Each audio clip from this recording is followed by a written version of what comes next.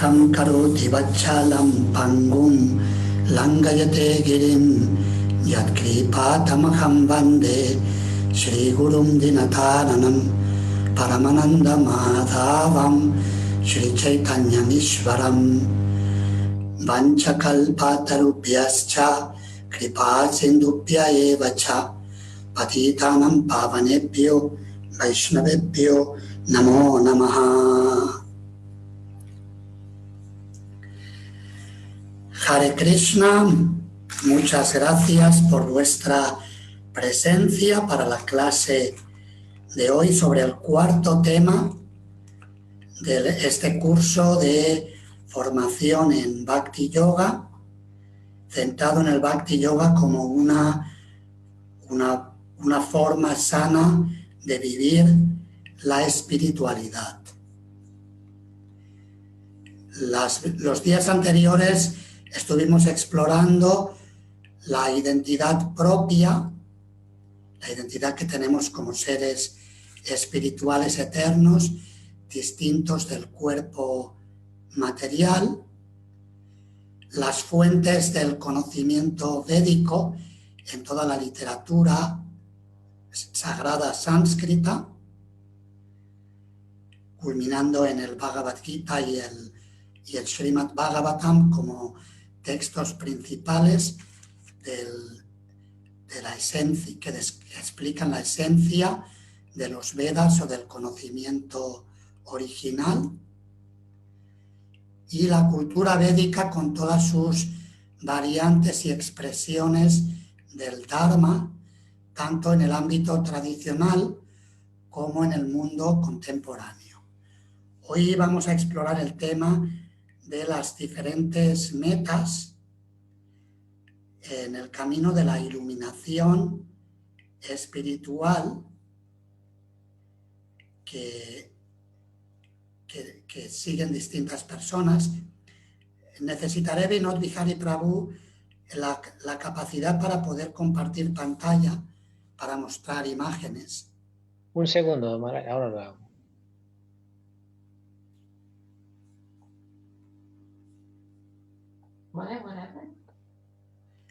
¿Habéis podido leer del texto? A ver, ¿quién ha leído del texto? 1, 2, 3, 4, 5, 6, 7, 8. No voy a preguntar cuánto habéis leído, porque digo, sí, claro, porque dice, bueno, a lo mejor he leído entero, la mitad. No, es que he visto que las manos se han levantado tímidamente, entonces cuando se levantan tímidamente digo, uy, igual han leído menos que yo.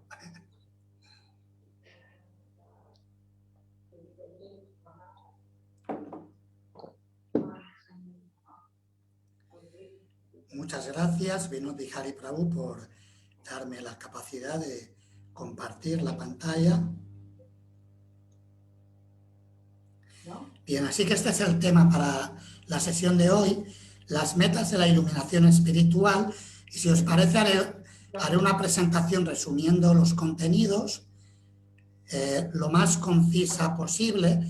Como sabéis, son contenidos bastante amplios y a la vez profundos también, con lo cual a veces es difícil el ser muy conciso sin explicar bien los temas.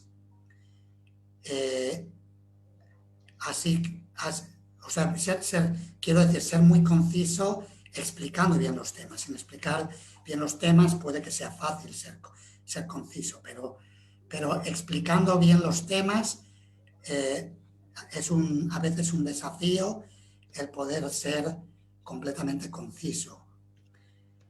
Pero voy a hacerlo lo más concisamente posible para que tengamos el mayor tiempo posible para comentarios y preguntas y que podamos explorar los temas que os resulten particularmente de interés y relevantes para vuestra práctica personal del Bhakti Yoga y también en la vida comunitaria con otras personas que practican el mismo camino de espiritualidad o al interactuar con personas que tienen otras metas en ese camino de la iluminación espiritual.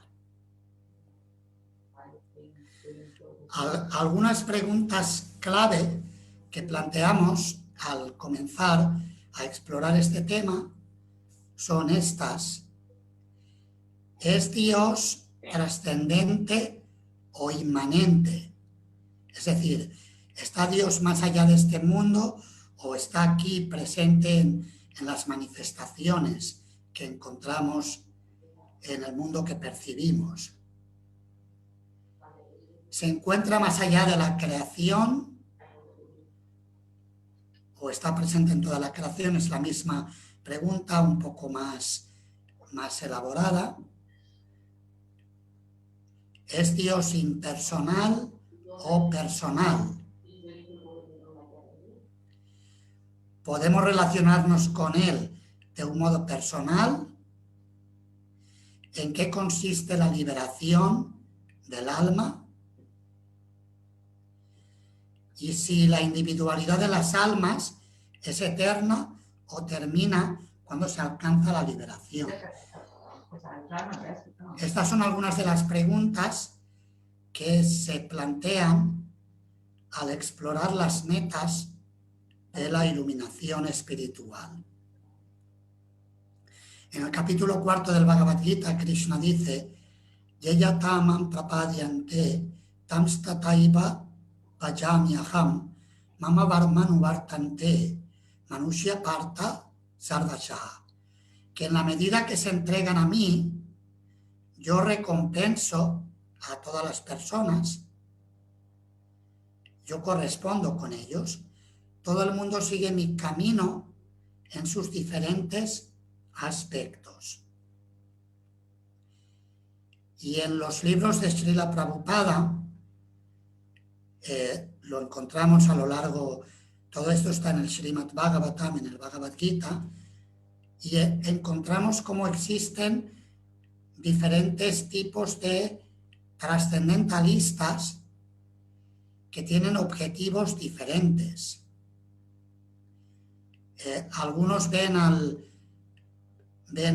la identificación con el Brahman, la manifestación impersonal, a veces habla incluso de lo no manifestado, es decir, una expresión abstracta del absoluto como energía o como la única alma que existe en el universo,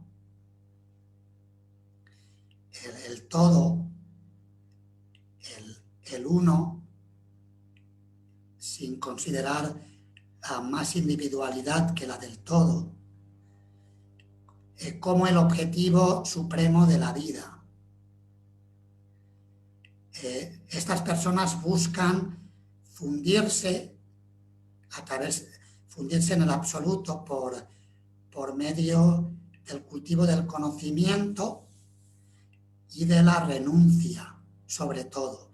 Ese es el camino que enseñó, por ejemplo, Shankaracharya, el gran maestro de la escuela Advaita Vedanta o la escuela impersonalista, también llamada monista.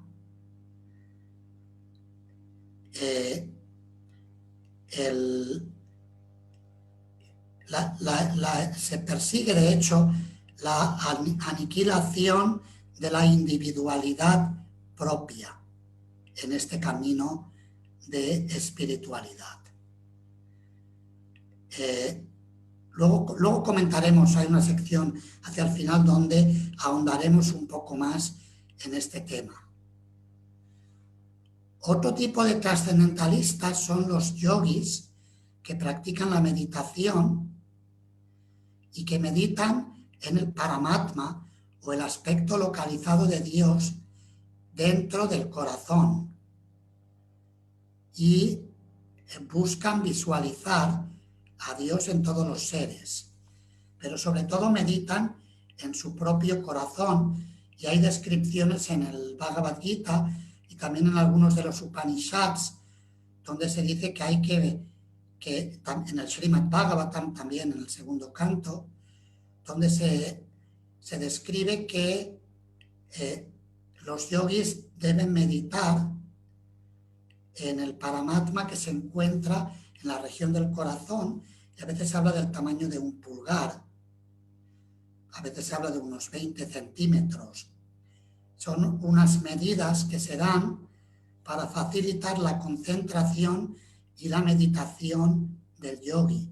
El yogi debe hacer esto con los ojos entreabiertos, concentrando la fuerza vital en el entrecejo y absorbiéndose en esta meditación.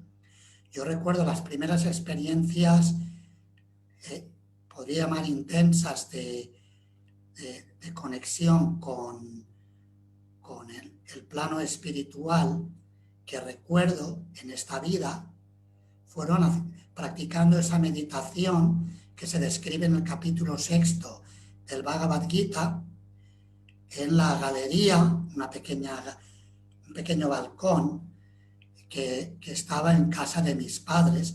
Ahora es la casa de un hermano mío que vive ahí.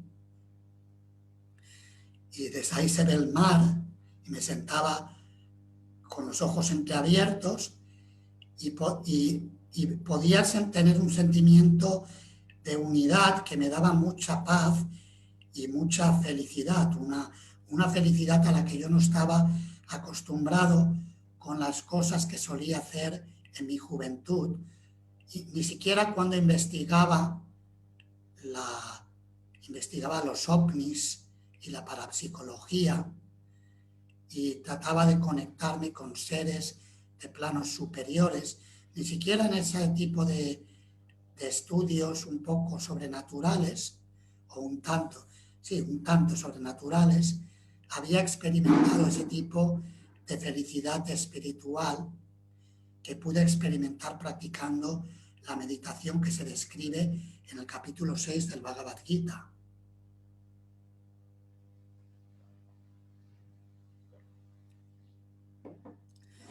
Esos fueron mis primeros pasos en la práctica de la conciencia divina en esta vida, dentro de la tradición védica. Si bien había recibido alguna instrucción cristiana desde niño, que agradezco a mis padres y a los maestros y en la escuela y en la catequesis, el miembro no era el sacerdote, era una persona que representaba al sacerdote y que daba la catequesis, y recuerdo que fueron también momentos de inspiración en el camino espiritual, en la tradición cristiana, pero en la tradición védica se intensificó más a través del mensaje del Bhagavad Gita. Y el Bhagavad Gita explica de forma muy clara en el capítulo 12 la adoración de Bhagavan, la forma personal de Dios, que es lo que Srila Prabhupada nos enseña en sus significados Bhaktivedanta, explicando los textos védicos que él tradujo y otros que cita en sus comentarios. Y en este proceso, la adoración de Bhagavan, la personalidad de Dios, la meta es servir a Dios incondicionalmente, amarle, y si Krishna así lo desea, que podamos regresar con él al final de este cuerpo material, al final de esta vida, o si él lo desea, que regresemos para seguir sirviéndole en este mundo de la manera que él nos pida. Ese es el camino del Bhakti Yoga que Sri Krishna describe en el capítulo 12 del Bhagavad Gita como el mejor camino o el proceso que él considera más avanzado en la práctica del yoga, y de hecho por experiencia práctica, luego veremos algunos ejemplos de esto, proporciona una felicidad trascendental muy grande, un Paramananda o una felicidad trascendental superior e ilimitada que siempre se expande. Al respecto de estos tres niveles de realización, Brahman, Paramatma y Bhagavan, Brahman y Paramatma se consideran niveles parciales de realización del Tattva o la verdad suprema. Brahman sería el primer nivel, Paramatma el nivel intermedio y Bhagavan el nivel completo de realización, y se utilizan distintas metáforas para ilustrar esto, como son la metáfora de la montaña, la del sol y la del tren, que las tenemos representadas en estas imágenes. La montaña, por ejemplo, si ves las montañas al final, son más abstractas que las montañas que están más cerca, ¿verdad?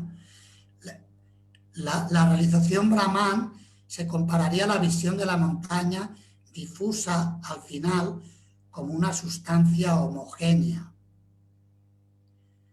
Cuando nos acercamos más a la montaña y podemos distinguir los árboles y hay un poco más, pues vemos ya no vemos solamente un color, sino que distinguimos varios, la tierra, la vegetación, etcétera. Eso sería comparable a Paramatma. Es una visión más definida, más localizada, en este caso de la montaña. Y cuando entramos en la montaña y experimentamos el sonido del cantar de los pájaros que viven allí en la montaña, el aroma que emana de los árboles, las flores que encontramos por los caminos de la montaña. Podemos distinguir también animales. Hay tanta variedad. Eso sería comparable a Bhagavan, el aspecto más personal y definido del absoluto. Evidentemente, estos son ejemplos del mundo terrenal, o sea que hay que salvar las diferencias, pero se dan estos ejemplos para ayudarnos a comprender mejor el tema. En el caso del sol es muy parecido.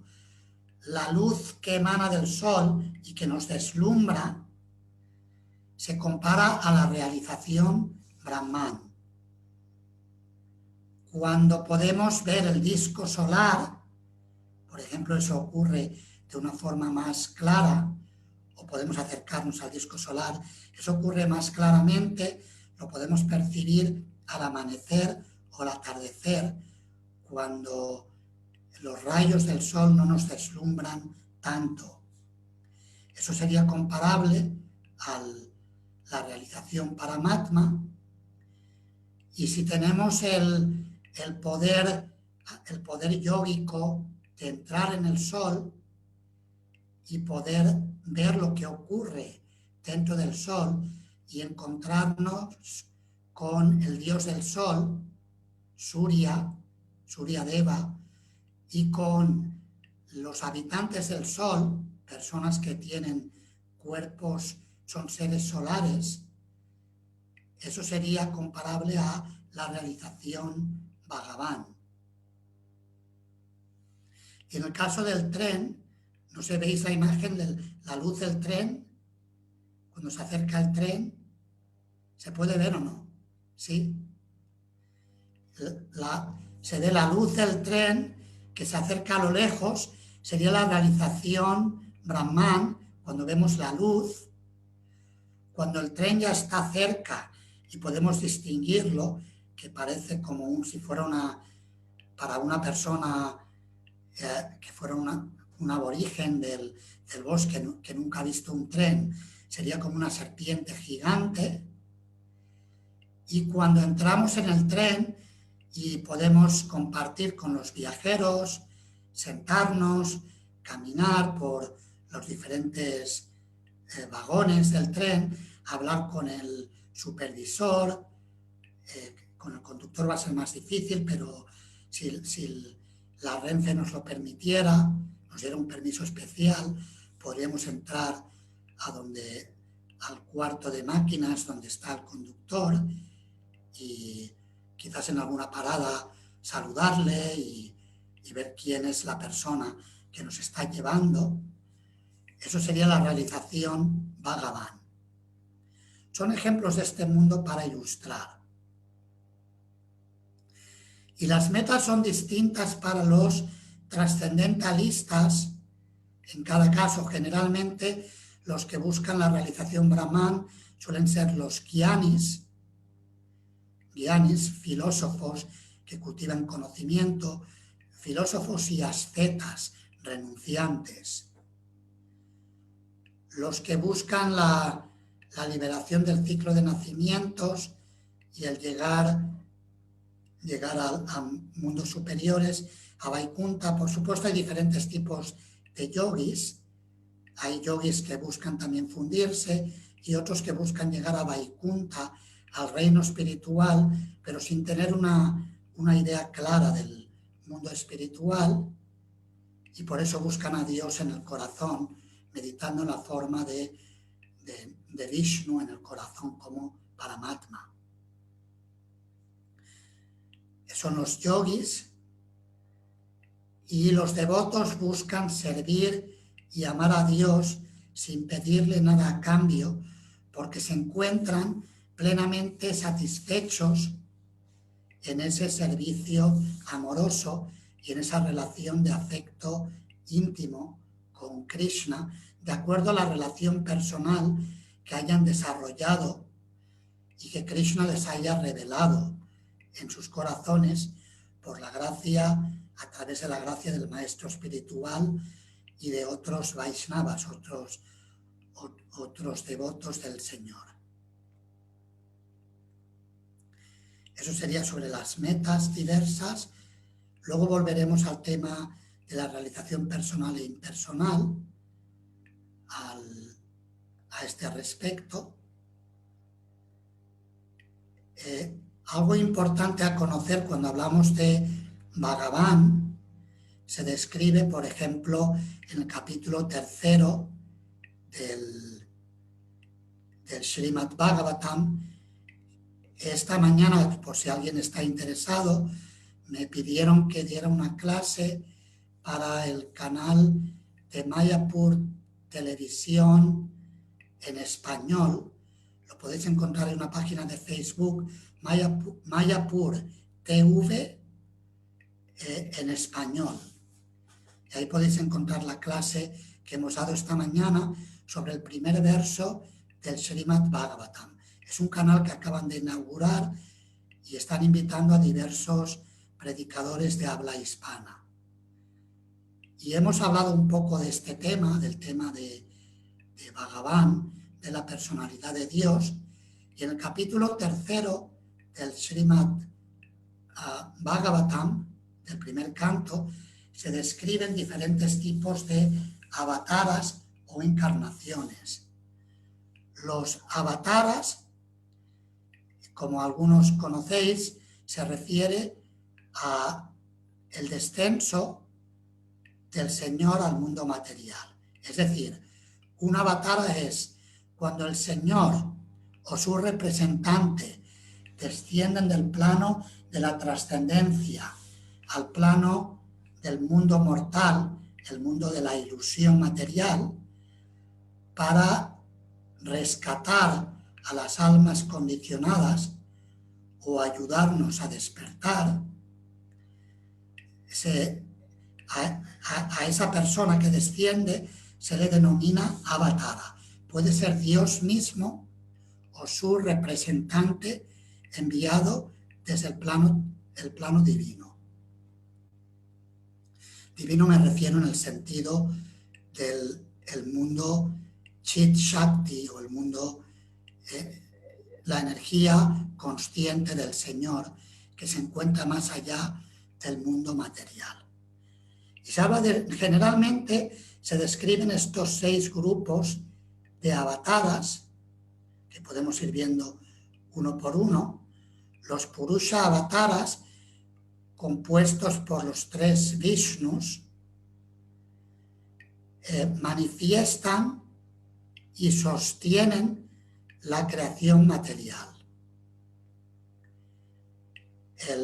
El primero es el Mahavishnu, que en su sueño cósmico llamado Yoga Nidra manifiesta incontables universos materiales, representados aquí como estas burbujas ilimitadas, burbujas que son universos. Se comparan a pequeñas semillas de mostaza. Imagínate un gran saco, un costal de semillas de mostaza. Así serían incontables universos los que manifiesta Mahavishnu en su sueño mágico, Yoga Nidra. Seguidamente, el Señor, se le llama a estas 3 formas de Vishnu, se les llama las encarnaciones Purusha. Purusha quiere decir persona. Muchas veces se habla del Mahapurusha, o la gran persona, o la persona suprema. El Mahapurusha es Krishna, que aparece como el Señor del universo. Y Garbhodakashayi Vishnu, la segunda manifestación de Vishnu, entra en cada uno de los universos. Y de hecho se convierte en el origen o el padre de Brahma, el primer ser creado, subordinado al avatara, a Vishnu. Y seguidamente, como Kshirodakashayi Vishnu, entra dentro del corazón de todos los seres vivos y sostiene toda la creación, como dice Krishna en el capítulo 7 del Bhagavad Gita, como perlas ensartadas en un hilo.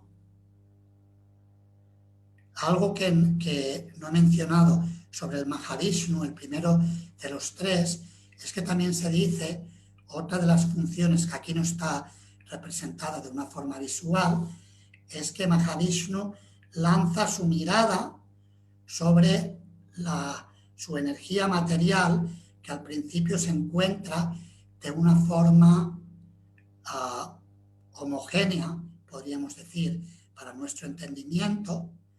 Lanza su mirada sobre esa energía material total, llamada pradana, y la activa con las almas que estaban en su cuerpo desde la creación anterior. Y ahí impregna con la combinación de esa energía material prakriti en la forma abstracta del pradana y las almas que tocan la energía material, se activa esa energía y se produce la creación de todos los diferentes tipos de entidades vivientes que se manifiestan a partir de Brahma, que es el creador secundario.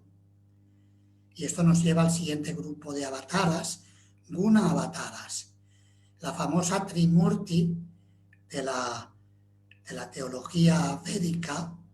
Se les llama también Mahadevas, o grandes dioses, distintos de los semidioses o los devatas en términos generales. Son Brahma, Vishnu y Shiva o Mahesh. Y Brahma se ocupa de la creación dentro de cada universo. Cada universo tiene un Brahma.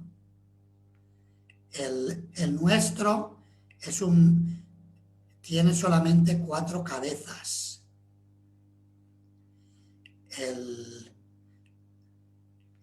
Se le llama Chaturmukha Brahma, porque tiene 4 cabezas. Hay Brahmas de miles de cabezas, según el tamaño del universo.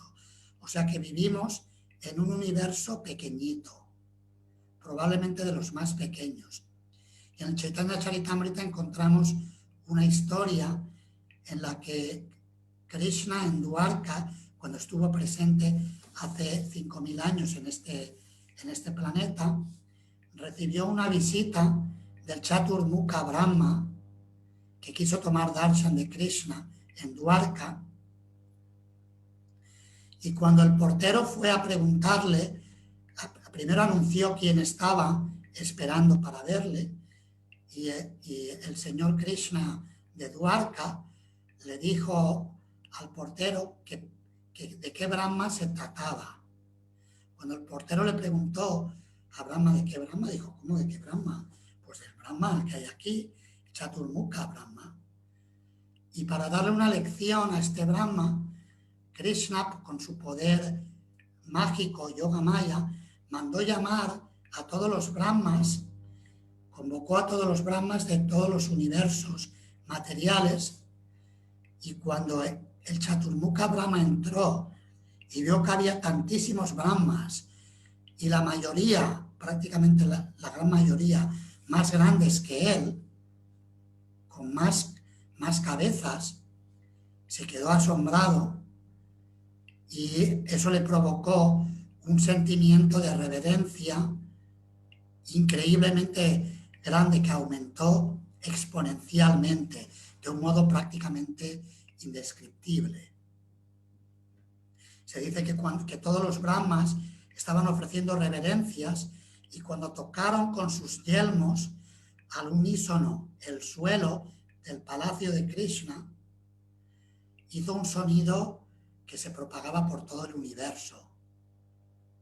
Y Brahma estaba allí totalmente asombrado al ver la gran opulencia de Krishna, como tantos Brahmas se acercan a él para ofrecerle reverencia con amor y devoción. Así que Brahma se ocupa de la creación y de la modalidad de la pasión que vimos en el primer capítulo. Vishnu se ocupa del mantenimiento, y especialmente el Vishnu, en realidad son los 3, pero especialmente el tercero, Kshirodakashayi Vishnu, que entra dentro de cada ser vivo y de cada átomo. Y Shiva se ocupa de la destrucción del universo material al final. Si bien es cierto que Shiva también tiene un aspecto creador, en el Brahma Samhita se describe al señor Shiva como la mirada de Vishnu, que toca la energía material y la activa. Y por eso a veces se le llama también Shambhu, el principio generador, que activa la prakriti o la energía material. Shiva es una personalidad muy especial, pero él es la deidad regente. Vishnu rige sobre la bondad, Sattvaguna, y el mantenimiento, porque para mantener algo hay que estar en bondad. Y Shiva rige sobre la destrucción y la modalidad del Tamoguna, la ignorancia, porque para derribar algo no hace falta mucho conocimiento. Un buen mazo y una buena dosis de ignorancia y se puede derribar lo que sea. Incluso se puede derribar un proyecto noble que se haya construido durante muchos años en muy poco tiempo. Y por eso el señor Shiva también es la deidad regente del ego falso o el ego material. Esos son los Guna Avataras. Y luego vienen los Lila Avataras, las encarnaciones que manifiestan pasatiempos en este mundo material y alguna misión en particular, pero manifiestan pasatiempos increíbles. generalmente se manifiestan a través del canal de Vishnu, a través de los Purusha Avataras, descienden por ese canal los Lila Avataras desde el mundo trascendental a este mundo donde vivimos las almas condicionadas que estamos en el mundo de Maya. Y estas encarnaciones son increíbles, son a veces humanas, a veces animales. Por ejemplo, Vamana, el Brahmana muy hermoso, enanito, pero un enanito sumamente bello, increíble, contrastaría, pero en un giro de 180 grados con los enanitos de Blancanieves, que eran completamente los de Blancanieves muy feos. Este es sumamente hermoso, es el Señor Supremo en la forma de un brahmana enano y que le pide caridad al rey Bali, el rey de los demonios, para devolverle el reino a los dévatas, a los semidioses, para que puedan mantener el orden divino y dármico en todo el universo. Y hay muchos pasatiempos, aquí simplemente lo estoy mencionando de una forma muy, muy breve, o cuando el Señor acepta la forma de Varajadeva como un jabalí que se manifiesta de la fosa nasal de Brahma, como un jabalí muy pequeñito, que tiene el tamaño de un pulgar, y empieza a crecer ilimitadamente y se manifiesta en todo el espacio cósmico universal. Y viene para rescatar la Tierra, que se había desviado de su órbita por el mal hacer de grandes asuras como Hiranyaksha, que habían sacado el oro de la Tierra y habían descompensado el equilibrio planetario. Y el Señor adoptó una forma maravillosa de un jabalí universal. Alguien podría protestar, pero eso es mitología. Pero no hay más que mirar las estrellas. Si miramos las estrellas y muchas de las constelaciones son animales, tienen formas que se ven como los animales. O sea, si incluso en las estrellas lo podemos ver en el ojo humano, qué sorpresa nos tiene que causar que el Ser Supremo, Bhagavan, que tiene completa opulencia, pueda manifestarse en la forma que él desee para llevar a cabo una misión en el universo o en el planeta Tierra. Y así hay tantos lilas maravillosos que el Señor manifiesta y se describen en el Srimad Bhagavatam y en los Puranas. Y son lilas muy emocionantes, muy divertidos, muy dramáticos también, muy intensos. Por ejemplo, el Ramayana describe el lila de Sri Ramachandra, el ser humano ideal, el rey ideal, el Señor Supremo llevando a cabo ese pasatiempo.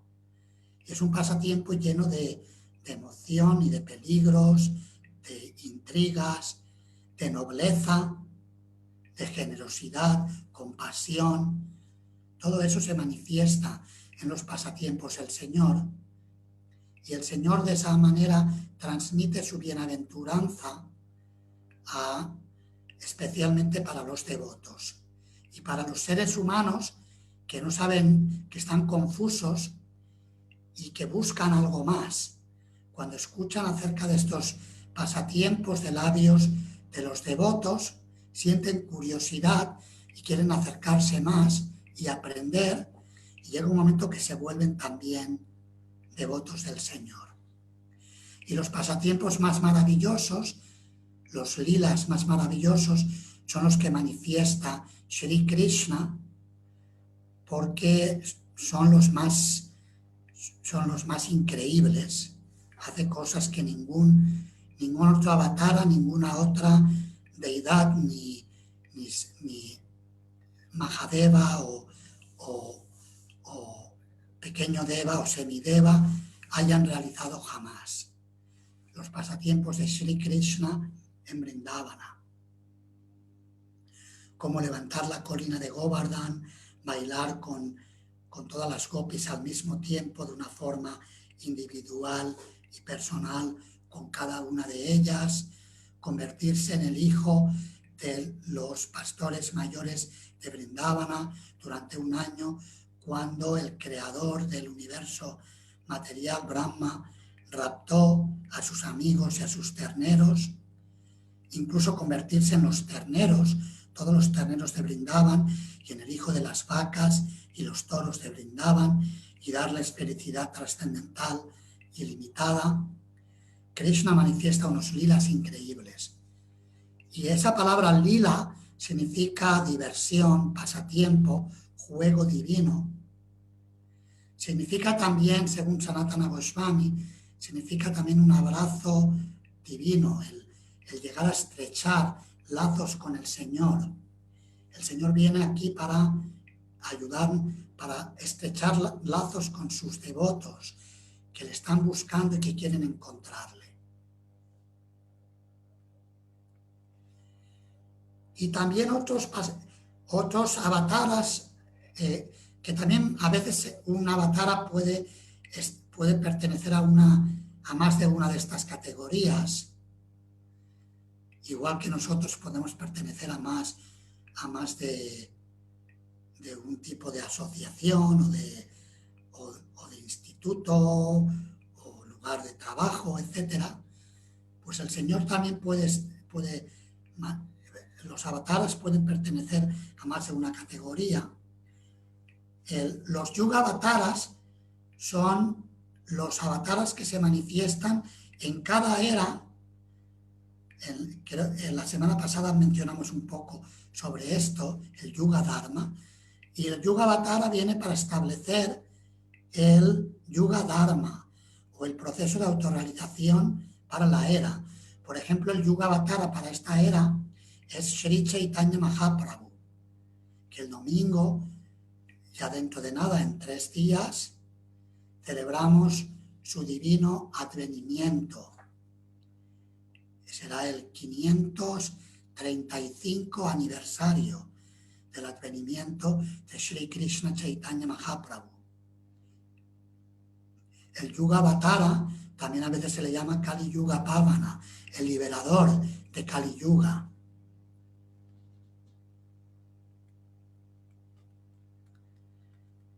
Y hay para cada era, para Satya Yuga, a veces se habla de Kapila Dev o Hamsa, dependiendo del Satya Yuga, como Yuga Avatara. En Treta Yuga fue Yagya, una encarnación del Señor que ocupó el puesto de Indra y promovió las ceremonias de sacrificios, o también a veces Varahadev en su forma de color rojo, porque generalmente el Yuga Avatara para Treta Yuga es de color rojo. Varahadev se le asocia con los Yagyas también. Y en Dwapara Yuga, en esta última Dwapara Yuga, el propio Sri Krishna promovió la adoración, la adoración en los templos. Y luego también tenemos otros avataras, que se llaman Manvantara avataras, porque aparecen en los Manvantaras, son los periodos que dura el gobierno universal de un Manu, con todo el conjunto de semidioses de Indra, Agni, Vayu. Son los diferentes semidioses que ocupan los puestos durante un periodo de gobierno universal. Y aquí nos da una idea este cálculo. No lo he revisado, lo he encontrado en internet y he visto que confería la idea, pero hay 14 manus en un día de Brahma. Un kalpa es un día de Brahma. Eso se describe en el capítulo 8 del Bhagavad Gita. 14 manus y hay una encarnación que aparece en cada periodo de Manu. Y en una vida de Brahma, según explica Srila Prabhupada, haciendo cálculos de lo que dura los 100 años de la vida de Brahma, unos 504.000 manus Pues imagínate, en una vida de Brahma, 504.000 avataras. Por eso se dice que las encarnaciones del Señor son incontables, como riachuelos que entran en el mar, los ríos que desembocan en el mar. Y por último, también tenemos una categoría muy importante, que son los Shakti Avesha avataras, a veces llamados también Avesha avataras. Avesha quiere decir dotado de un poder especial. Y Shakti Avesha quiere decir una Shakti especial. Y por lo general, no siempre, pero por lo general, los Shakti Avesha avataras son jivas, como nosotros, almas que han recibido un poder especial de Dios para representarle. Por ejemplo, los 4 Kumaras, que están ahí sentados, los 4 sabios en forma de niños, sentados juntos en la imagen, ellos tienen el poder del Jnana Shakti, la Shakti del conocimiento trascendental. Narada Muni, con su vina al otro lado de la imagen, tiene el poder del Bhakti Shakti. Y por eso Narada Muni es un gurú tan poderoso que propaga la conciencia de Krishna por todas partes. En los mundos materiales espirituales, él siempre canta las glorias del Señor, como describe Srila Bhaktivinoda Thakur en su canción Narada Muni. Narada Muni Vajai Vina Radhika Ramananami. Luego podemos buscar para poner música, como os gustó la música la semana pasada, luego buscamos a ver si ponemos la canción de Narada Muni y la escuchamos al final, porque Narada Muni propaga el Bhakti y nos hará mucho bien escuchar esa canción. La verdad es que me sale espontáneo ahora, pero luego la buscamos si nos da tiempo para cerrar la sesión. Y así hay diferentes encarnaciones. Prithu Maharaj es una encarnación apoderada para el activar la Tierra, todo el sistema, sostener el planeta Tierra y reactivarlo, que la Tierra volviera a producir cuando había quedado prácticamente traumatizada. El planeta Tierra estaba en shock por la mala administración del gobierno de Maharaj Dena, así se llamaba, que daba pena. El Dena daba pena. Gobernaba tan mal que era un desastre. Y si no nos cuidamos en el planeta Tierra, podríamos llegar a ese punto.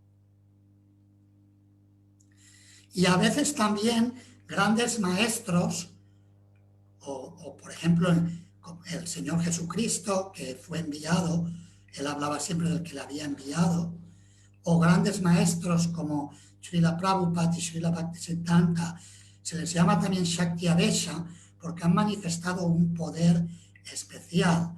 Por ejemplo, Srila Prabhupada manifestó un poder de propagar la conciencia de Krishna por el mundo increíble, en muy poco tiempo y con una potencia fuera de serie.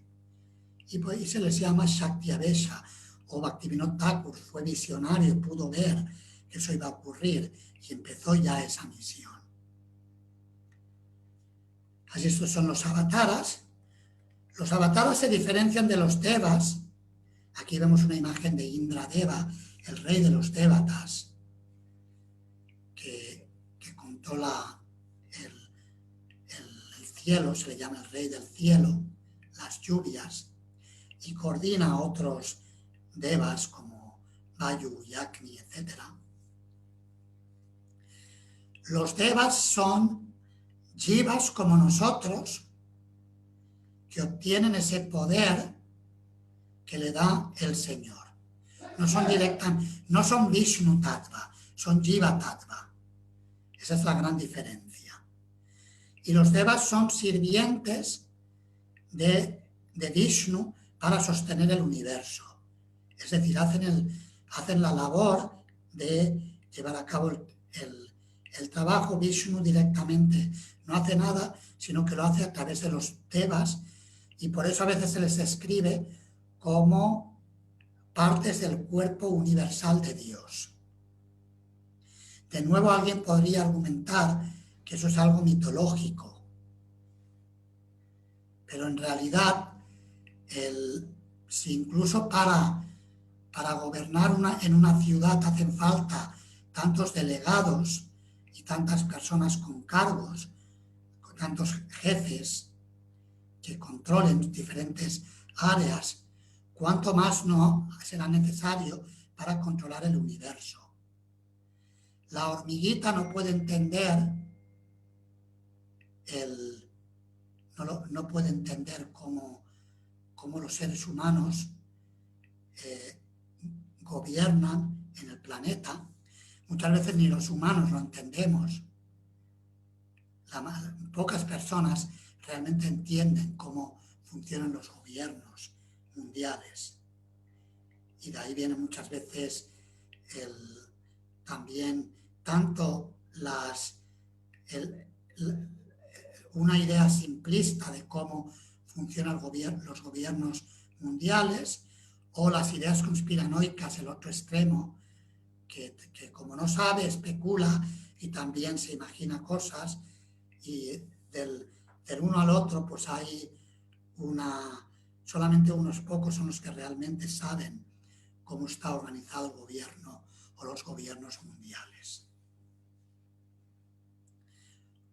Con propiedad, de una forma real y clara, las economías, la geopolítica, etc. Eso no es más que un ejemplo. La hormiguita no sabe cómo los humanos nos organizamos, y por tanto los humanos tampoco entendemos cómo funciona el gobierno cósmico, y por eso a veces cuestionamos la existencia de los devas. Pero según nos explican el Bhagavad Gita, en el capítulo 3, por ejemplo, y en otras partes de la literatura védica, los seres humanos debemos agradecer a los devas a través del yagya, de actividades, de ofrendas sagradas, antiguamente a través de las ceremonias de fuego o diferentes tipos de rituales religiosos, como por ejemplo estas celebraciones del baño sagrado en el Kumbh Mela, o en la era de Kali a través del Sankirtana Yagya, el canto congregacional de los santos nombres.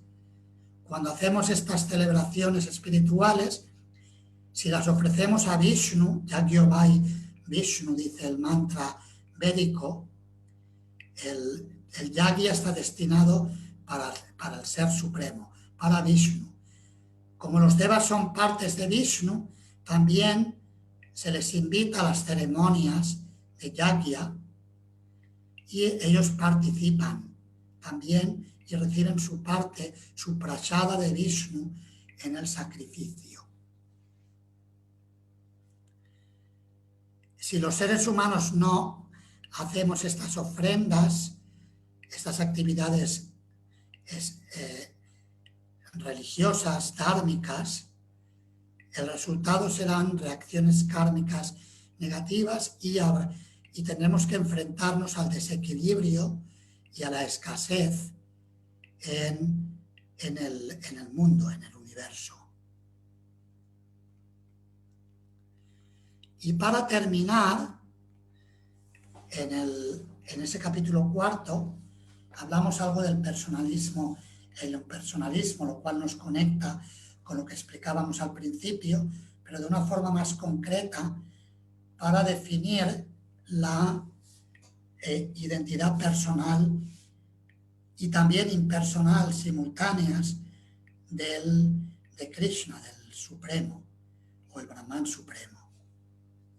Sri Chaitanya Mahaprabhu explicó la filosofía de Achintya Bheda Abheda Tattva, que significa que el Ser Supremo es inconcebiblemente uno y a la vez diferente de sus energías, sean las almas individuales, es decir, de nosotros, y también la prakriti o la naturaleza material. El Señor es idéntico y a la vez distinto. La gran diferencia, esto no hay que confundirlo, y como algunos predicadores poco maduros dicen me refiero a predicadores que no aceptan a la personalidad de Dios y dicen que todos somos Dios, sin calificarlo de ninguna manera. A eso lo llama Srila Prabhupada la última trampa de Maya. Básicamente pensamos que si las relaciones materiales me producen sufrimiento, por ejemplo, en la familia, en la comunidad, en el barrio donde vivo, en el país, con el país vecino, en toda la humanidad, etc. Si las relaciones me producen sufrimiento, entonces la trascendencia tiene que estar libre de relaciones. Así me libero del sufrimiento. Eso sería como, utilizando el lenguaje coloquial, si me lo permitís, muerto el perro, se acabó la rabia. Si no hay seres vivos, no hay rabia, no hay sufrimiento. Pero esa no es la solución. La solución es curarnos de la enfermedad material y establecer relaciones auténticas, relaciones trascendentales. Y de hecho el Supremo se expande para experimentar el rasa o la relación divina.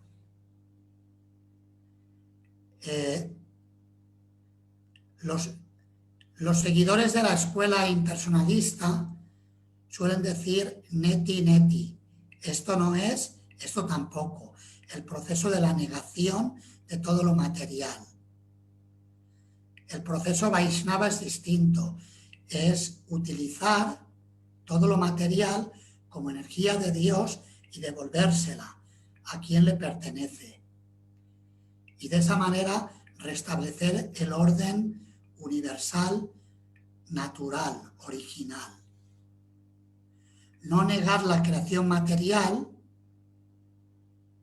y luego al mismo tiempo tratar a veces de disfrutarla, que algunos impersonalistas también actúan de esa manera hipócrita al negar la creación y al mismo tiempo tratar de disfrutar de ella.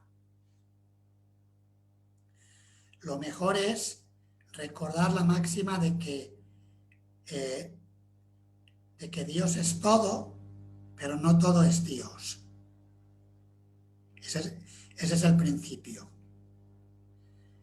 Y como una vez le dijo Srila Prabhupada a su santidad Giriraj Swami Maharaj, cuando Maharaj era un joven discípulo de Prabhupada, se acercaba a él, antes de que lo iniciara, cuando se estaba acercando a la conciencia de Krishna, le planteó la pregunta, porque Maharaj había sido budista y estaba en los caminos más espirituales, más o menos negacionistas. Ahí se puede hablar de un negacionismo en el plano espiritual, negacionistas del mundo.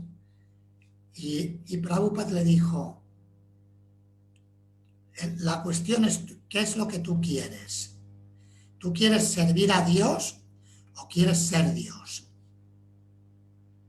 Y Maharaj, que es súper inteligente, captó el mensaje de Srila Prabhupada y decidió entregarse a él, aceptándolo como maestro espiritual. Y con esta nota termino la exposición. Bueno, sí, solamente matizar que los ejemplos de impersonalistas realizados, esto no quiere decir que estemos en contra de la realización impersonal. En nuestra tradición tenemos ejemplos de impersonalistas realizados como Shukadeva Goswami y los 4 Kumaras, que se sintieron atraídos a los pasatiempos de Krishna, a las narraciones acerca de Krishna. De Shukadeva Goswami se dice que no hacía diferencia entre lo masculino y lo femenino y no se perturbaba en absoluto, incluso cuando veía a bellas jóvenes desnudas. Y por lo tanto las jóvenes no veían la necesidad de cubrirse, aunque el propio Shukadeva iba caminando desnudo por el bosque. Así de trascendental era. Las jóvenes, sin embargo, sí se cubrieron cuando su padre, el sabio Vyasa, que era casado, pasó por allí vestido. Y las jóvenes sintieron pudor y se cubrieron sus cuerpos. Cuando el sabio Vyasa les preguntó por qué con su hijo Shukadeva no se cubrían y con él sí, ellas dijeron que Shukadeva no hacía diferencias, estaba en el plano del Paramahamsa, el plano de la trascendencia completa. Por supuesto, esto no es imitable. Los monjes que estamos en la orden de vida de renuncia, sí se nos aconseja hacer diferencia para poder seguir nuestros votos como monjes. Es decir, en el plano espiritual no hacer diferencia, pero en el plano terrenal sí hacer diferencia para poder cumplir los compromisos de la orden monástica. Salvo que un monje llegue a la trascendencia completa de un modo natural, y ahí podría, en el estado de Paramahamsa, no observar esa diferencia, pero aún en ese caso se recomienda que para dar ejemplo a los demás, incluso el Paramahamsa, como Srila Prabhupada, sí hagan diferencias en el comportamiento cívico humano. Pero el punto principal de esto es que Shukadeva Goswami, aunque era tan trascendental, se sintió atraído a las descripciones de Krishna y estudió el Srimad Bhagavatam, lo cual demuestra que las descripciones de Krishna son completamente trascendentales. Y algo parecido les pasó a los 4 Kumaras cuando olieron el aroma de Vaikunta desde la puerta de Vaikunta, desde la entrada del mundo espiritual. Se sintieron atraídos a pesar de que eran monistas y estaban situados en la unidad. Y esto nos hace concluir que la meta máxima de la realización espiritual es la relación amorosa, personal, con Sri Krishna, la suprema personalidad de Dios, especialmente en Vrindavan, pero también de acuerdo a la relación que tenga cada alma en cualquiera de sus formas de la personalidad de Dios. Muchas gracias por vuestra amable escucha y disculpad si me alargué más de la cuenta, pero el ser conciso y explicarlo mínimamente bien con tanto contenido no es tan fácil. Estamos condensando. A ver, vamos ahí. Bueno, la lectura preliminar para la semana que viene podéis anotarla hasta la página 100. Ahora voy a dejar de compartir pantalla. Y si queréis hacer preguntas o comentarios, podéis hacerlas. Bhaktaosi Prembodhi.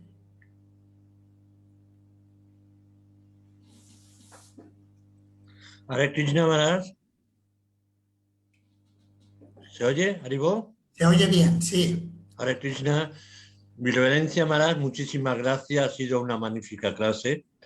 Y yo tengo un pequeño, sí, es una pregunta, sobre todo cuando ha empezado con el comentario de cómo nosotros, estando en una región, en un lugar del planeta, donde por eso, la influencia, a lo mejor cultural y política y religiosa, nos hace pues acercarnos a ellos, y curiosamente la trayectoria de muchísimas personas que estamos aquí. Usted lo ha comentado, yo también lo he vivido, ¿no? Cuando comentaba que empezó la catequesis, y es curioso porque el catequista con muchísima entrega, devoción, te explicaba la catequesis y luego tú querías avanzar. Incluso en mi caso, ¿sabes? Yo lo he comentado que iba a ser seminarista, ¿no? Y llega un momento y dice, ¿pero dónde está Dios? Realmente, ¿no? ¿Dónde está? Y ahí empieza pues otra búsqueda, ¿no? Y curiosamente, claro, cuando ves que en el planeta y en diferentes lugares, la religión actúa, parece, tú vas entendiendo que actúa asemejándose a su cultura. Si estás en la India, pues a lo mejor la filosofía hindú, y si te vas al Tíbet, ante el budismo, si te vas a España, ¿no? Entonces, si eso realmente es mi pregunta, mi humilde pregunta, si realmente es así, porque nosotros estamos condicionados, o realmente ese es el camino cuando nosotros llegamos y vamos a empezar a tomar conciencia de Krishna. Si es necesario pasar por eso, por tanto, ¿no? Y el más importante, conocer a Jesucristo, conocer a Buda, ¿no? Y como diferente la pasión, la compasión, y ahora llegar a la devoción y en conciencia de Krishna, ¿no? No sé si me he explicado. Espero haberte entendido. Ahora cuando responda, si no he respondido a lo que preguntas, me lo dices y matizamos. Pero mi entendimiento es que depende de cada persona, porque sí que hay casos que existe ese recorrido gradual por diferentes tradiciones. En otros casos no, en otros casos a veces directamente del ateísmo al servicio devocional por la asociación de devotos. Es algo que se da en ocasiones. Sí que es cierto que la literatura védica dice que si alguien llega a relacionarse con Krishna y a cantar el santo nombre de Krishna, es porque tiene que haber pasado por muchos procesos en vidas previas. Es decir, puede ser en esta vida o puede ser en vidas anteriores. Así que en ese sentido, sí se podría decir que en términos generales todos pasamos por distintos caminos. Ahora bien, también hay otra consideración a tener en cuenta, que desde el punto de vista de Krishna, él no hace tanta diferencia. Nosotros a lo mejor sí que hacemos diferencias basándonos en este es musulmán, este es cristiano, este es védico, esos son diferencias más en base a la denominación externa. Desde el punto de vista de Krishna, él ve lo que hay en el corazón de la persona y cuál es la actitud que tiene, y en base a eso le revela más o menos dependiendo de lo complacido que esté el Señor con esa persona en particular. Y por eso vemos que a veces personas de otras tradiciones manifiestan un avance espiritual muy grande. Yo he leído, dentro de la tradición cristiana, he leído, por ejemplo, las obras completas de San Juan de la Cruz. Y tiene un nivel de mística grande. Está expresado en otro lenguaje, hay que saber traducir el lenguaje cristiano al lenguaje védico Vaishnava, pero podemos encontrar muchas coincidencias, porque la esencia espiritual es la misma. Si están hablando de Dios como el esposo y del alma como la esposa, en la tradición cristiana, significa que hay un nivel grande de comparación con el Madhurya Rasa de la tradición Gaudiya Vaishnava, salvando algunas diferencias, pero existen, se puede comparar y bastante de cerca en realidad. No sé si he respondido. Sí, además, genial. Sí, muchísimas gracias. Está bien. Gracias, muchas gracias, Maharaj. De nada, gracias. Govinda Das Prabhu Rishikesh. Hare Krishna Maharaj, mis reverencias. Una consulta. Ayer específicamente escuché una clase acá en el templo de Chosika y hablaba acerca de que el señor Chaitanya tuvo un debate con un impersonalista, ¿no? Y el señor Chaitanya logró convencer inclusive a él y a todos sus 100 discípulos. Y el devoto mencionó de que, evitar escuchar a los impersonalistas que creen en Dios, pero en su forma impersonal, ¿no? O sea, no Dios como una persona, que es lo que enseñó el señor Chaitanya, que es a través del servicio, ¿no? De servir a través del servicio devocional. Y él mencionó que la tradición cristiana es un tipo de impersonalismo, o sea, porque, claro, vemos a Dios como, se explica que Dios es como una energía, como usted mismo en la primera parte del libro, del capítulo 4, dice que es un poco, explicar un poco acerca de Dios, que es algo más ambiguo, ¿no? Que es una luz, una energía. ¿Usted qué opina sobre esos sistemas religiosos como el cristianismo? Es más o menos lo que tengo esa duda específica, ¿no? O sea, porque nosotros somos personalistas y servimos a Krishna a través de la deidad, a través del servicio devocional, ¿no? De una forma más personal, que es lo que es lo que nos enseñó el señor Chaitanya, ¿no? Y Srila Prabhupada, ¿no? Sí, dentro de la tradición cristiana hay diferentes tipos de cristianos. Algunos son personalistas y otros son un tanto impersonalistas.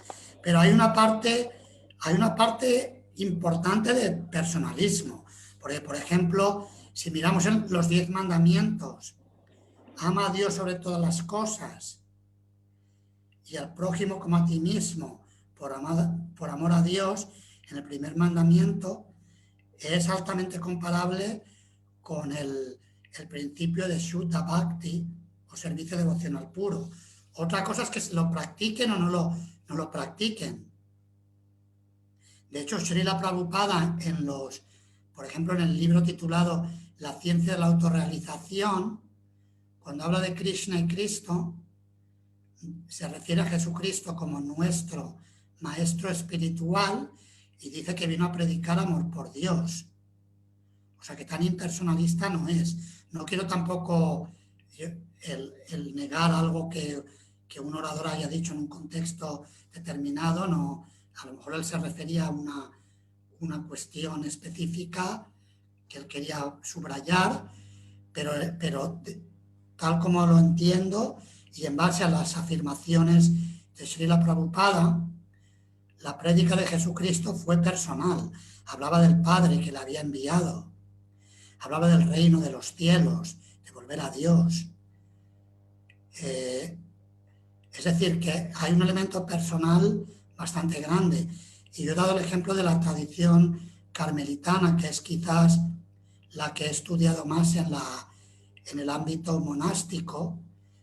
Y en la tradición carmelitana, sobre todo en la rama mística de San Juan de la Cruz y Santa Teresa de Ávila, se enfatiza esa conexión con Dios a través de la oración y de dejar que Dios se manifieste y de una forma muy personal. De hecho, Teresa de Ávila en su autobiografía habla acerca de cómo cuando ella empezó a ver de una forma más personal a Dios y a Jesucristo, más humano, es cuando pudo conectar más y entrar más en la mística. Entonces yo no me atrevería a decir que el camino cristiano es impersonalista.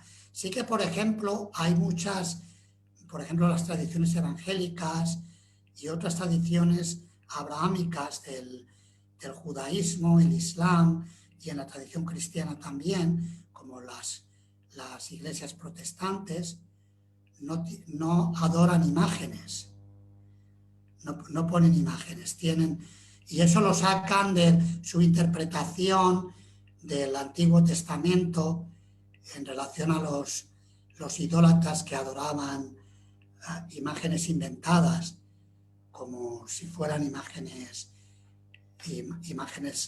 religiosas dignas de adoración. Pero luego, por ejemplo, yo cuando he viajado por el aeropuerto, en el aeropuerto de Bruselas, que he hecho ese recorrido muchas veces, Bruselas-Madrid, Madrid-Bruselas, hay una zona donde hay pequeños lugares religiosos. Hay cristiano católico, cristiano ortodoxo, cristiano evangélico. Hay una pequeña sinagoga que suele estar cerrada. Hay una pequeña mezquita. Es muy pequeñito, es una habitación, pero está organizado para que las personas de las distintas tradiciones puedan ir ahí. No hay ningún templo Vaishnava ni templo védico. Se ve que cuando lo hicieron debe ser porque no está reconocido el hinduismo como religión. Tampoco hay ningún templo budista. Y normalmente cuando paro allí me voy a cantar japa a uno de esos lugares porque es muy tranquilo, no suele haber nadie. Y cuando entro en la iglesia evangélica, tienen una tela con un dibujo abstracto que no significa nada. Y digo, no ponen imágenes, pero ponen esa pintura rara. Es una tela. Dice, bueno, pues mejor pon una pintura de Jesús de Nazaret. Pues por lo menos meditas en el maestro. Si no quieres representar a Dios, representa al maestro, por lo menos. Pero bueno, me llama la atención que a veces no tienen imágenes, pero por ejemplo los cristianos ortodoxos y los católicos sí tienen sus imágenes, sus representaciones icónicas de los santos y de Dios en cierta medida. Me he alargado un poquito, pero bueno, como no sé si ha respondido a la pregunta. Sí, Maharaj. Sí, justamente, ahora que recuerdo, el devoto mencionó evangélicos, justamente porque...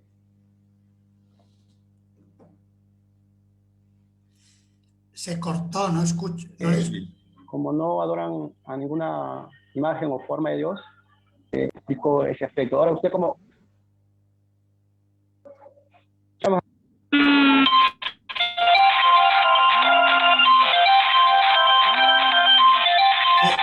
¿Qué es eso?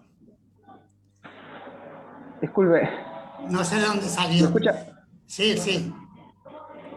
Sí, Maharaj, disculpe. Justamente ya lo tengo. Pensaba, digo, parece que estemos en un aeropuerto. Eso que ha sonado ha recordado el aeropuerto. Sí, por favor, siga. Sí, Maharaj. Sí, lo tengo ahora un poco más claro lo que me estaba explicando. Sí, justamente acá en Perú hay bastante religiones evangélicas, ¿no? Que no creen en imágenes, como usted lo explicaba, ¿no? O sea, Dios es una energía para ellos, ¿no? Una energía, claro, creen en el Espíritu Santo, pero no de una forma tan detallada como lo explican los Vedas, ¿no? Y no tan solo lo vemos en esa visión medio personalista en algunas religiones evangélicas, sino también en el mundo material. También estamos, ¿no?, inundados o se filtran, ¿no?, diferentes conceptos del aspecto impersonal de Dios, y nosotros como devotos de alguna forma, justamente en este tipo de seminarios o asociaciones que tenemos con los devotos, nos ayudan a fortalecer esta fe hacia Krishna, ¿no? Como una persona. Bien, correcto. Gracias, Maharaj. Correcto, gracias. Disculpe, Maharaj, hay en el chat, hay 2 preguntas de hace ya tiempo, ¿no? Si quiere, le leo la... Bueno, lo acabo de abrir. Eso es, pues mírelo, Vale. por favor. A ver. Unas de Moni. Sí, Bhakti Mónica nos pregunta cómo podemos saber o si acaso percibir que Krishna recibe o acepta nuestra ofrenda. Hay varias formas. Claro, a veces si Krishna no se revela, a veces te puedes quedar con la duda, pero como él dice que Krishna dice en el Bhagavad Gita, Patam pushpam palam toyam, yome bhaktya prayachati, tadaham bhakti uparitam, ashnami prayatat manaha. Que si alguien ese es el capítulo 9, verso 26. Si alguien me ofrece con amor y devoción una hoja, una flor, fruta o agua, yo lo acepto. O sea que Krishna nos da su palabra de que lo acepta, con lo cual podemos tener la confianza de que si lo hacemos con devoción, que Krishna lo acepta. Luego otra también es que cuando hacemos la ofrenda, y no sé cuál es vuestra experiencia cuando hacéis la ofrenda de alimentos, pero cuando le ofrecemos algún alimento a Krishna, si meditamos en que se lo damos a Krishna para que lo acepte, sentimos que lo está aceptando. No sé, ¿os pasa o no eso? Veo que estáis asintiendo algunos. O sea, es que es algo que haces la ofrenda y sientes como que Krishna, muy amablemente, él está correspondiendo. Es lo que él nos dice en el Bhagavad Gita. Es decir, que muchas veces la satisfacción de Krishna la experimentamos por nuestra propia satisfacción interior. También es cierto que a veces Krishna puede ser, por lo que sea, puede guardar la distancia, algunas veces. Pero ahí también tenemos que preguntarnos, haberse metido la pata con algo y buscar en cómo estoy haciendo las cosas, que me siento un tanto árido, que no siento mucha devoción. Ahí hay que ser paciente y introspectivo al mismo tiempo para descubrir las cosas en las que tenemos que mejorar para complacer a Krishna y que Krishna acepte nuestras ofrendas. Sí es cierto que Krishna normalmente, quiero decir que Krishna no está obligado a aceptar nada que le ofrezcamos, pero Krishna es tan bondadoso que él siempre ve lo mejor de lo que le ofrecemos. Y lo más importante es la actitud, que lo hagamos con la mayor devoción que tengamos. Y si tenemos poca, pues no pasa nada. Con la poca que tengamos, pues ofrecemos con sinceridad, y Krishna ve la actitud y normalmente lo acepta. Él es muy, muy bueno. O sea que no hay que preocuparse, tener miedo. Krishna no me va a aceptar. Y de hecho una traducción del canto del Mahamantra Hare Krishna es: por favor Krishna, por favor Srimati Radharani, acéptame. A veces decimos ocúpame en tu servicio, pero le pedimos acéptame. Y Krishna es muy bueno. Si le pedimos que nos acepte, no nos va a rechazar. Gracias, Maharaj. Muchas gracias. Gracias por la pregunta. A ver, la siguiente pregunta de Bhakti Luciana. Yo quería preguntar si los santos católicos los dioses de la mitología griega o los dioses del agua, del fuego, son todos considerados Tebas. No todos, los santos católicos, no todos, aunque sí que es cierto que a veces asocian a santos católicos con diferentes funciones. El santo del trabajo, el San Pancracio, y tienen, no he hecho un estudio de la historia de por qué asocian a cada santo con una cosa u otra.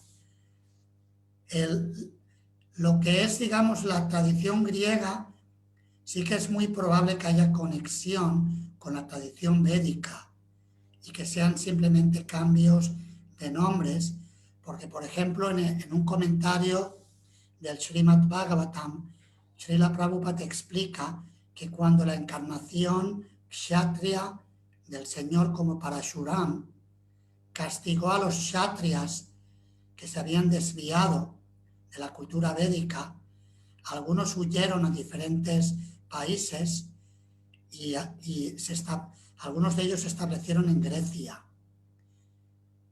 Y de hecho ahí, en la filosofía griega, sobre todo la filosofía griega más antigua, hay muchas similitudes con la filosofía védica, hablando de la reencarnación, hablando de la tierra, el agua, el fuego, los diferentes elementos materiales. El mito de la caverna de Platón es muy parecido al comparar el mundo material a un reflejo del mundo espiritual, el mundo material como una sombra. Es decir, que hay que separar, se puede comparar y si queremos, digamos, comparar, tenemos que hacer un estudio tanto de las similitudes con las diferencias y también honrar la cultura del momento o el entendimiento de los seguidores de esa cultura distinta de la nuestra para poder ser justos en la comparación. Eso siempre es importante también para no ofender a personas que lo entienden diferente, sobre todo si estamos dialogando con esas personas en foros interreligiosos o interculturales, etc.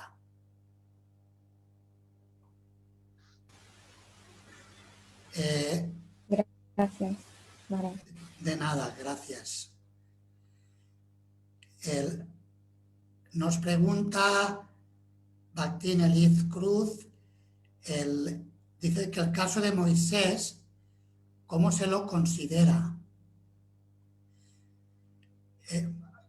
Claro, Moisés como profeta actuaba como representante de Dios, actúa como un representante de Dios.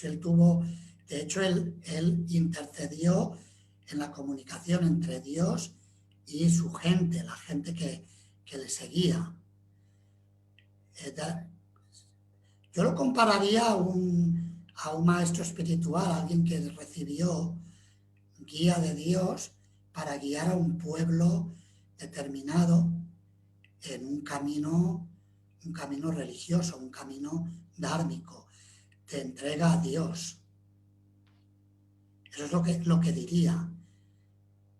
¿Qué lo decía? Por la cuestión de lo de las que adoraban imágenes y este tipo de lo que he mencionado antes, o en general.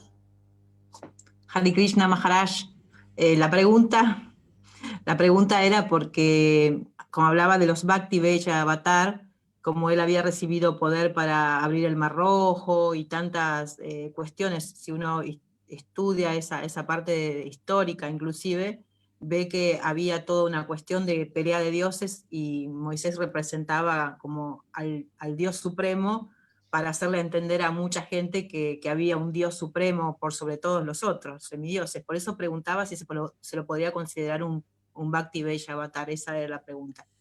Shakti Bella Avatar no lo sé, nunca he escuchado hablar de Moisés como tal. No digo que no lo fuera, un poder tenía, evidentemente tenía un poder sobrenatural para guiar a su gente. Entonces Dios le dio un poder especial. Ciertamente era una persona que tenía un poder, se podría llegar a plantear esa consideración. No me atrevo a decirlo porque no he escuchado a Prabhupada diciéndolo, pero tampoco estaría cerrado a considerarlo, en base a los argumentos que usted plantea, que efectivamente realizó actos sobrenaturales y para guiar a la gente a servir a Dios, abandonando la idolatría y otro tipo de adoraciones diferentes de la adoración al Supremo. Gracias, muchas gracias. Gracias a usted por la pregunta. A ver, nos pregunta, Pactín Oliva tiene una pregunta que nos hará en voz. Gracias, Maharaj. Mi pregunta es parecida a la de Elis sobre Jesucristo. Entonces, porque para mí a veces siento que Jesucristo es, claro, será porque he crecido en esa cultura y, bueno, no era muy practicante, pero estuve en un colegio de hermanas de San Vicente de Paúl muchos años. Entonces, bueno, Jesús es algo especial para mí, es una personalidad especial para mí. Sería, o sea, lo que yo iba a preguntar es exactamente eso, los apóstoles serían exactamente lo que preguntó Elis, Saktya Aveya y Jesús también, o sea, pero yo creo que hay una diferencia entre Jesús y los apóstoles. Entonces, esta designación es algo que fue como la opinión de Srila Prabhupada, o está claro que Jesús era un Shakti Aveya, ¿no? Se dice. De Jesús sí he escuchado, tendría que buscar la referencia, pero sí he escuchado devotos predicadores más experimentados referirse directamente a él como Shakti Aveya. Ok. Entonces, tenía el poder de distribuir amor por Dios por todo el mundo, o sea, ha tenido un impacto muy importante en la humanidad, y el mensaje que predicó es un mensaje potentísimo. Incluso en los evangelios, que están un tanto por carencias quizás en el parampara, la sucesión discipular dentro de esa línea cristiana, se puede haber ido diluyendo el mensaje, pero en el Evangelio todavía encontramos algunas afirmaciones de Jesús muy potentes, muy sí, potentes. Claro, eso iba a preguntar, ¿cuál sería el param de Jesucristo? ¿Serían los santos, los apóstoles, o los apóstoles serían como los gurús, como los sannyasis, o algo así, ¿no? En la Iglesia Católica, teóricamente, sería el Papa que representa a San Pedro, sobre quien Jesús funda la Iglesia. Se me olvidó el Papa. Pero así es en la Iglesia Católica. Claro, lo que pasa es que a veces da vértigo, si estudias la historia de los papas, pues también puede dar vértigo en todo el recorrido dentro de la historia. Ok, gracias, Maharaj. Lo digo porque en la Edad Media sobre todo hubieron papas que menudo papa, o sea. Sí, el mejor, bueno, uno de los mejores, San Pablo II, creo yo, Juan Pablo II. Ajá. El polaco, papa polaco. Uh-huh. Aquí en Berlín hay muchas iglesias evangelistas, y en algunas, esto es algo, voy a decir porque yo una vez entré en una así para cantar ya para también, que hacía frío, y me fui temprano y me metí en la iglesia y tenían como la cruz solamente, no tenían a Jesucristo, pero tenían la cruz. En esta, la de mi casa, y ya está, y es súper simple, un poquito depresiva, creo yo, la estampa, pero sí tienen una cruz así en el final, en algunas, en otras no. también se puede, el símbolo de la cruz es un símbolo que, bueno, hay que ver realmente hasta qué punto viene del fundador o vienen de los seguidores que no han sabido interpretarlo mejor, porque es como poner pues no sé, es un símbolo del que se le dio muerte al maestro. Entonces tiene una parte un poco dura desde la perspectiva Vaishnava, pues no entramos mucho por ahí. Recuerdo un predicador, igual fue un poco gráfico y un poco extremo, un discípulo de Srila Prabhupada, que decía, es como si te ponen una silla eléctrica, ¿no? de símbolo de la religión, más o menos eso, ¿no? Es un poco fuerte. Evidentemente esto es algo pues que hay que también, como decía, en los foros interreligiosos, entenderlo con respeto, y se puede preguntar y ver cómo lo viven, porque claro, ellos, tal como yo lo entiendo, que lo entienden, es que Jesús murió en la cruz por los demás, se sacrificó, y por eso le dan tanta importancia a ese símbolo. Pero desde el punto de vista de la tradición Vaishnava, preferimos ver al gurú vivo que no verlo cuando está sufriendo, sacrificándose por los discípulos. Es una perspectiva más brillante el verlo en vida. Y hay algunos cristianos que también lo prefieren así. Maharaj, sí, perdón, disculpe. Quería decir algo sobre Jesucristo, que él también decía que él era el Hijo de Dios cuando predicaba.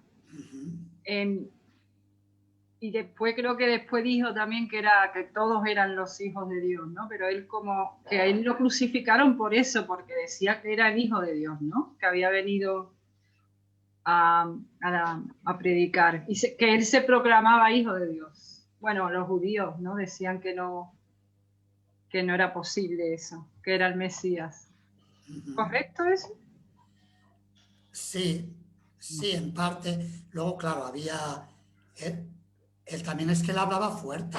O sea, él los llamaba, a los judíos, a los fariseos, les llegó a llamar sepulcros blanqueados. O sea, no se cortaba un pelo en decir las cosas directamente a la cara. Eliz Cruz, ¿quiere decir algo? Veo que levantó la mano. Reverencias. Quería aportar que Jesús decía que en la casa de su padre había muchas moradas, o sea que de alguna manera le estaba hablando de Vaikunta, ¿no? Ajá, muy bien. O sea que una cosa es cómo interpretaron sus seguidores y otra cosa es el mensaje que él venía a dejar, ¿no? Efectivamente. Sí, además usted estuvo bien metida en una tradición cristiana, ¿verdad?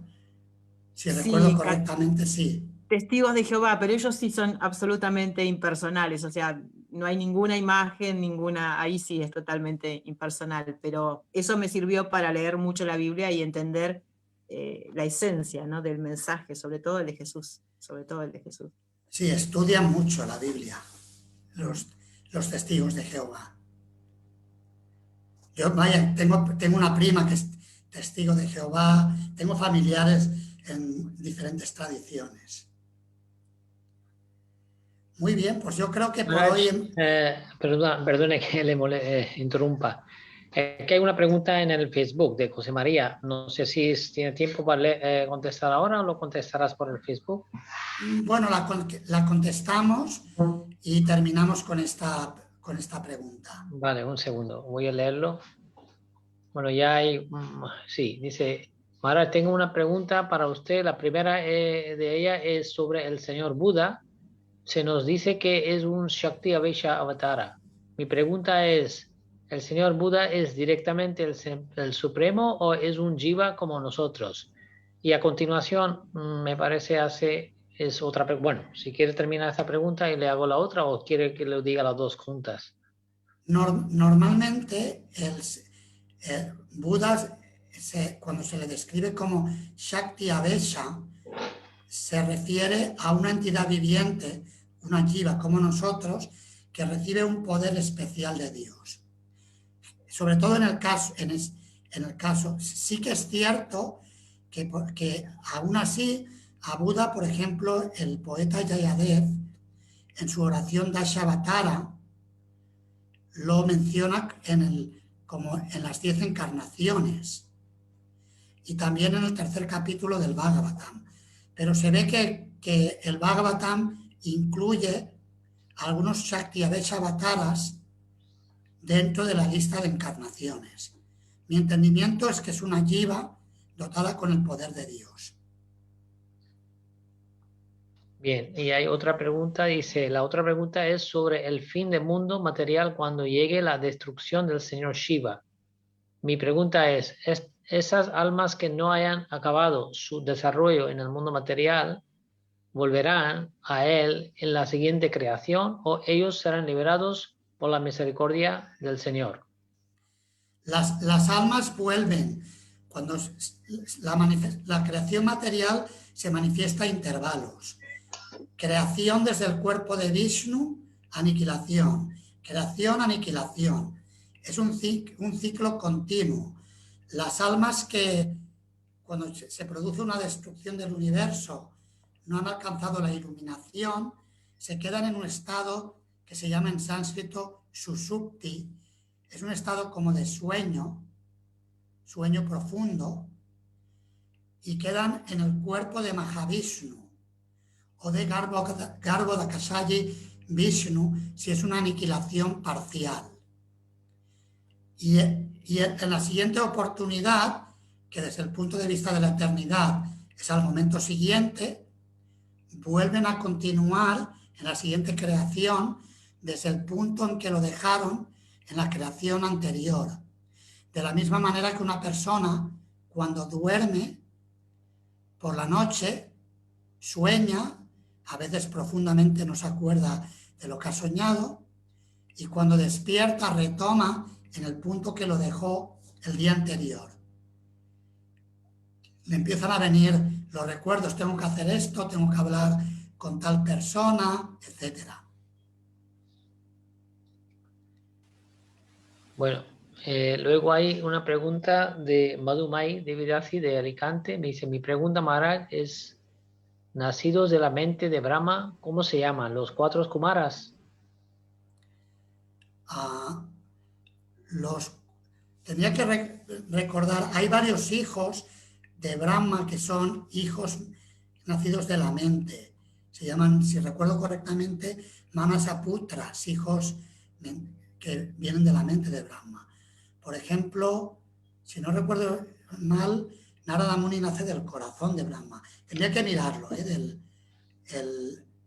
tendría que mirarlo, ¿no? Prefiero no aventurarme a dar una respuesta sin confirmarlo. Está en el Bhagavatam en el tercer canto.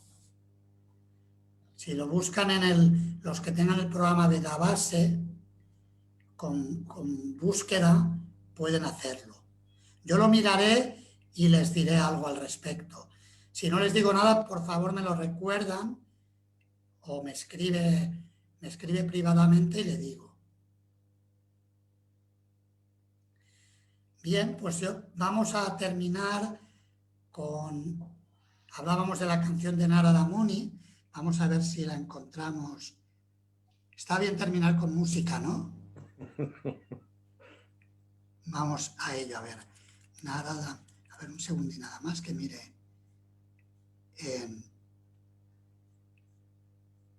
Si la tengo en mi música, si no, buscamos en internet. Está bien terminar con música, ¿no? A ver. Bien, aquí no parece que esté. Vamos directamente al Google y la buscamos.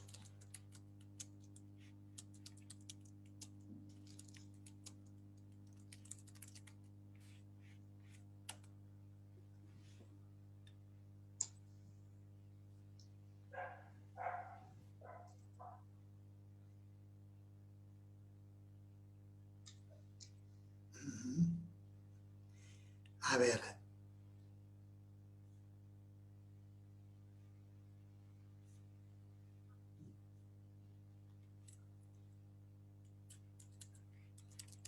Disculpad, un segundín.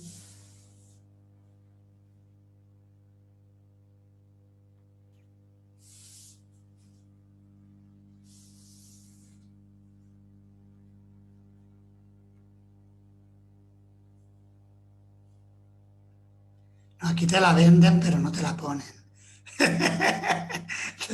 Te la venden, pero no la ponen. Me parece... A ver... Si no, tenemos que poner otra canción. Sí me gustaba poner la de Narada Muni porque, como antes hemos dicho, que estaba apoderado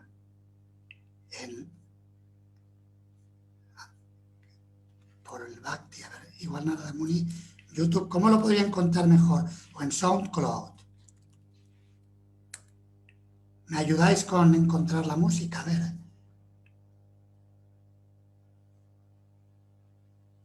Ah, mira, aquí está, espérate, hay un vídeo.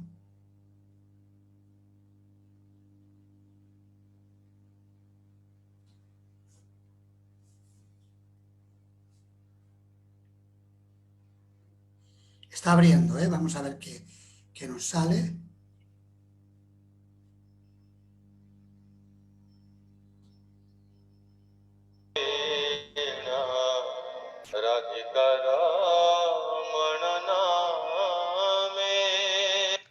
¿Les parece bien esta o no?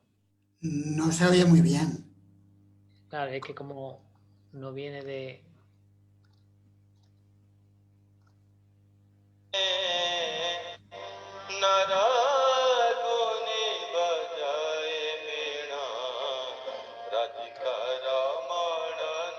Vale, sí.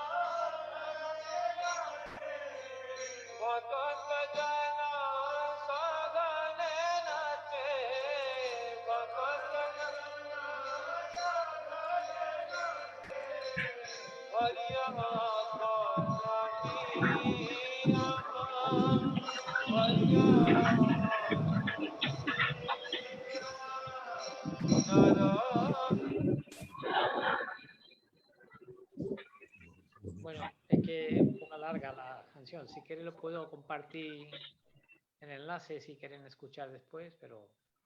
Hermosa, sí. Muy bien, pues muchísimas gracias por vuestra participación en la clase de hoy. Para la siguiente semana, si podéis leer el capítulo 5 hasta la página 100. ¿Vale? Muchísimas gracias, Maharaj. Muchísimas gracias. Y muchísimas gracias a todos los devotos. Hare Krishna. Gracias, Maharaj. Muchas gracias, Hare Krishna. Hare Krishna. Hare Krishna, Hare Krishna, gracias. Hare Bol. Muchas gracias. Gracias, Maharaj. Mis reverencias a todos. Mis reverencias. Hare Krishna Maharaj. Haribol. Jai Srila Prabhupada. Haribol. Maharaj, Hare Krishna. Jai. Jai.